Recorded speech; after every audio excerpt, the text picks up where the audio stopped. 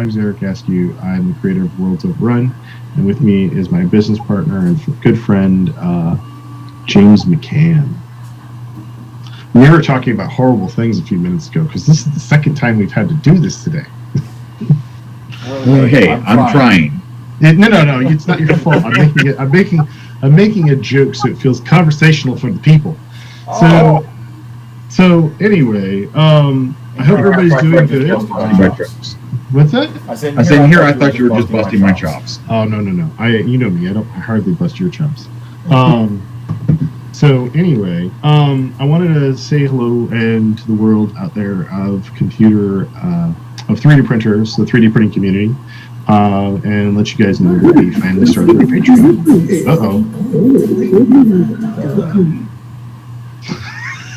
Where the hell did that come from? I have no idea.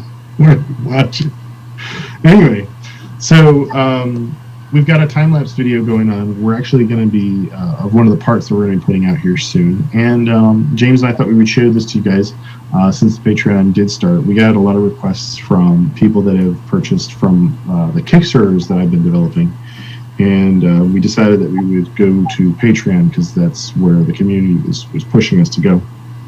So what we're showing here is we're showing a Thorn Prime Mini, which is what this thing is. I've got two of these here. I've got a small one. This is a 50%. This is a full size. And these guys are barrier walls for tabletop gaming. They're basically shield walls. And I wanted to, I'm distressing, in the video, I'm distressing one of them so that we can get another variant out of this. And we're punching a giant hole in it like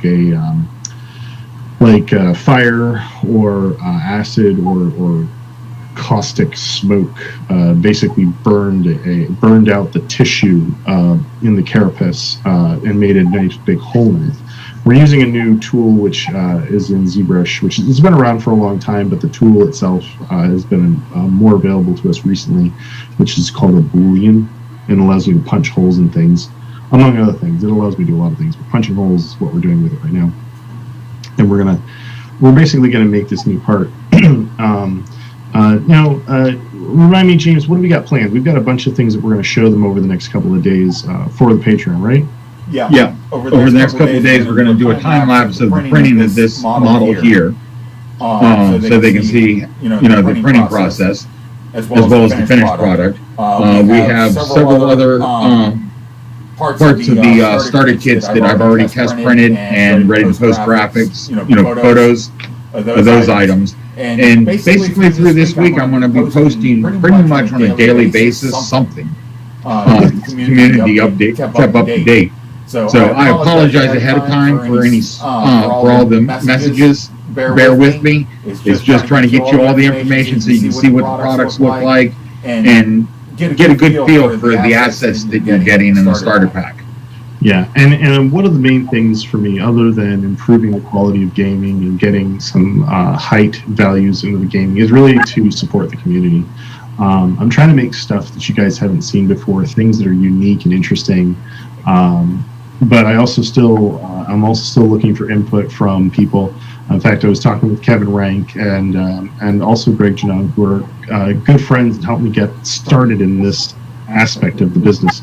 And they've always made good suggestions for what we're doing. Some of the things that we're developing are things like weapons packs and stuff for Gaslands. We're also developing some more core model kits, which is basically core terrain kits. We're dabbling with characters because there seems to be a glut on that right now in the community. But terrain seems to be kind of like our core product. But we also want to put out Greebles and Nerdy packs and rollers and all sorts of other things. We're doing some really cool experimental stuff as well. In fact, we put out a light tower or a beacon, which we're going to suggest that you use a piece of vellum and a what are they called? The LED Tea light. Tea light, which you can pick up those really cheap. And I'll also show pictures of that in a completed form with the tea light and the vellum, as well as a short video so that people can get a feel for how it works and what it looks like. Right. And just so you guys know, vellum it's basically a type of paper that is semi-translucent. It works really, really nicely for illumination, because you can take and you can put a little bit of stain on it, like a little coffee stain or a little tea stain on it, and you can actually, or airbrush it. And it works really nicely as a backing to a surface. So you take a surface and you just kind of put a little bit of glue on that surface, then put it on there. And then the where the cavity is, you can shine light through that. And that's basically what we're talking about doing. What else we got going on?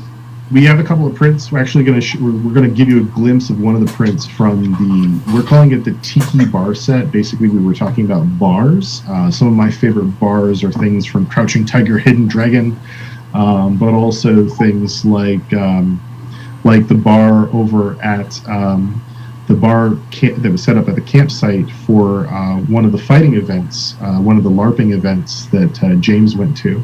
So we're actually releasing a dual set or a dual motif exterior bar set. This piece here is it's a tree with a divider, a partition built into it, and they come apart. Actually, go ahead and pull that apart for me, would you?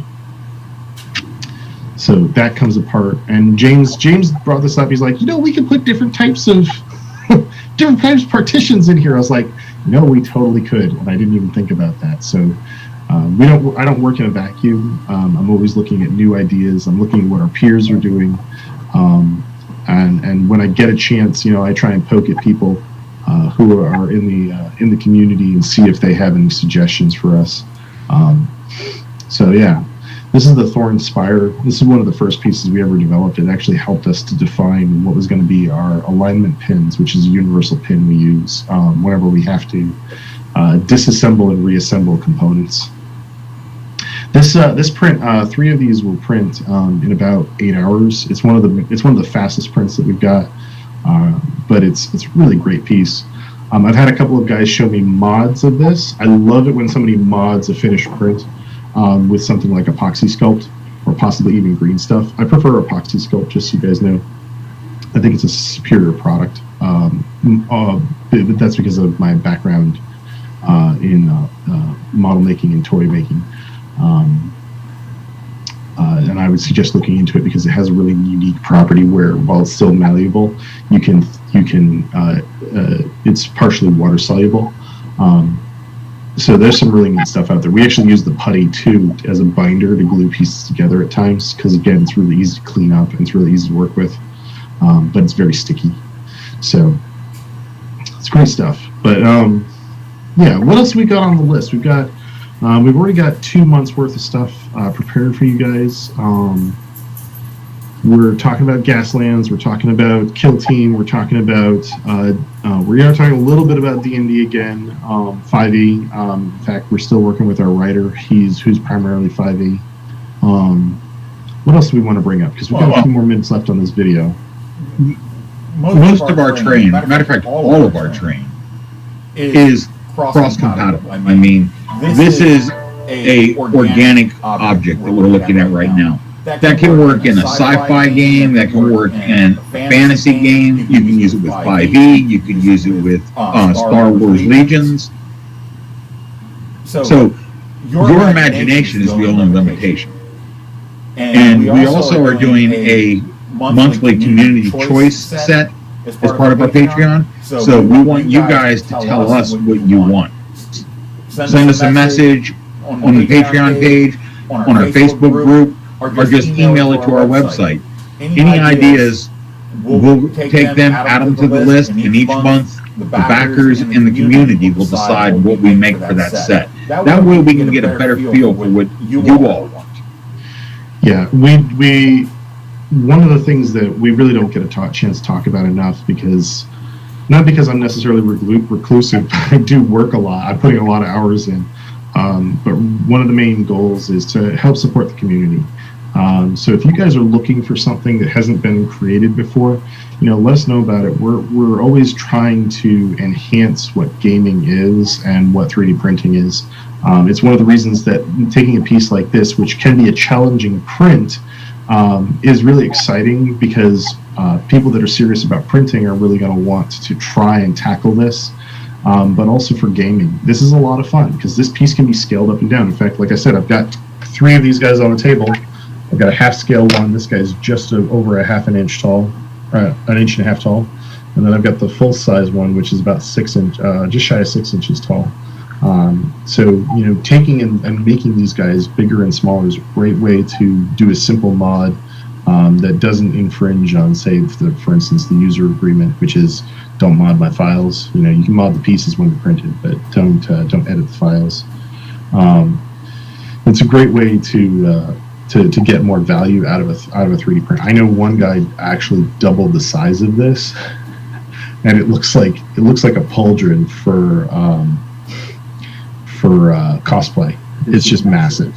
So there's a lot you can get away with this kind of stuff when you scale it up and down.